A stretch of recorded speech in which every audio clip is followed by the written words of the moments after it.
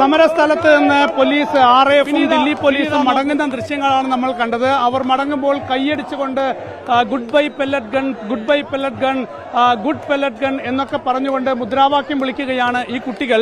അപ്പോൾ അവർക്കെതിരെ pellet gun ഉപയോഗിച്ചും ഗ്രനേഡ് ഉപയോഗിച്ചും കണ്ണീർ വാതകം ഉപയോഗിച്ചുമൊക്കെയാണ് ഈ സമരത്തെ 20-ാം തീയതി ദില്ലി പോലീസും കേന്ദ്രസേനയും ഒക്കെ തന്നെ നേരിട്ടത്. അപ്പോൾ അതിനോടുള്ള അവരുടെ പ്രതിഷേധം അവർ ദില്ലി പോലീസ് ഈ സുരക്ഷ ഇവിടെ നിന്ന് മടങ്ങുമ്പോൾ അവർ ആ സന്തോഷം പ്രകടിപ്പിക്കുകയാണ്. കൈയടിച്ചാണ് ഈ ദില്ലി പോലീസിനെ അവർ ഇവിടെ നിന്ന് RAFിനെ ഇവിടെ നിന്ന് പറഞ്ഞയക്കുന്നത്.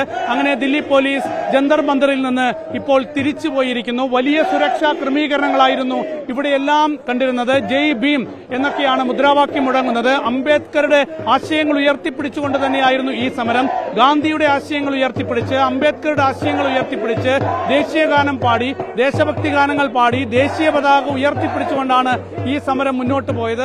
ആ അർത്ഥത്തിൽ ഇതൊരു സമാധാന സമരമായിരുന്നു. പക്ഷേ ഈ സമരം പ്രകോപനപരമായത് ജൂലൈ 20-ാം തീയതി നടന്ന പോലീസിന്റെ നേരിടലോടുകൂടിയാണ്.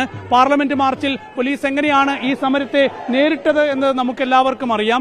അതാണ് തീർച്ചയായും ഈ സമരത്തിന്റെ മറ്റൊരു മുഖം നമ്മൾ രാജ്യത്തെല്ലായിടത്തും കാണാൻ കാരണമായത്.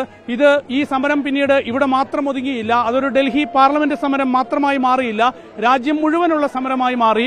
ആ ഒരു സമരത്തെ ഡൽഹി പോലീസും RAFും ഒക്കെ തന്നെ നേരിട്ടതിന് പിന്നാലെയാണ് സമൂഹത്തിന്റെ നാനാ തുറകളിൽ നിന്ന് ഈ സമരത്തിന് വലിയ പിന്തുണ കിട്ടിയത്.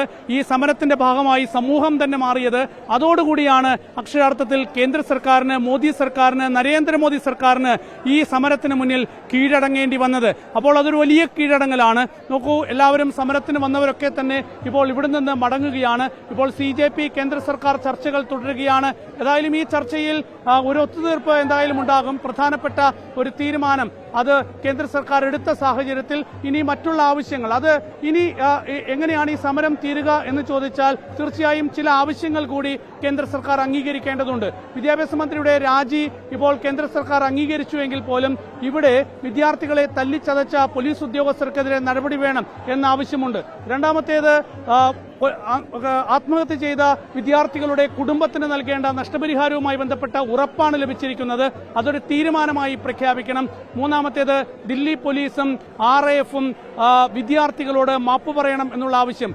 നാലാമത്തെ ആവശ്യം നിയമ നടപടികൾ, വിദ്യാർത്ഥികൾക്കെതിരെയുള്ള നിയമ നടപടികൾ പിൻവലിക്കണം എന്ന ആവശ്യം. അപ്പോൾ ഇത്തരത്തിലുള്ള ആവശ്യങ്ങൾ കൂടി കേന്ദ്ര സർക്കാരിനെ സംബന്ധിച്ച് നടപ്പാക്കേണ്ടതുണ്ട്. അപ്പോൾ ആ ഉറപ്പുകൾ കൂടി ഇന്നത്തെ ചർച്ചയിൽ ലഭിക്കുകയാണെങ്കിൽ തീർച്ചയായും ഈ സമരം പിൻവലിച്ച്, ഈ സമരം അവസാനിപ്പിച്ച് ഈ കുട്ടികളൊക്കെ തന്നെ തിരിച്ചു പോകും. ഏതായാലും ഇതൊരു വലിയ സമര വിജയമാണ്, വലിയ പോരാട്ട വിജയമാണ്, യുവാക്കളുടെ രാഷ്ട്രീയ വിജയമാണ്. ഈ യുവാക്കളാണ് ഇനി ഇന്ത്യൻ രാഷ്ട്രീയം നിർണ്ണയിക്കാൻ പോകുന്നത്. ഇനിയുള്ള കാലം നിർണ്ണയിക്കാൻ പോകുന്നത് ജൻസി രാഷ്ട്രീയമാണ്. ആ രാഷ്ട്രീയമാണ് ഈ യുവാക്കൾ, ഈ കുട്ടികൾ ഈ പോരാട്ടത്തിലൂടെ തെളിയിച്ചിരിക്കുന്നത്.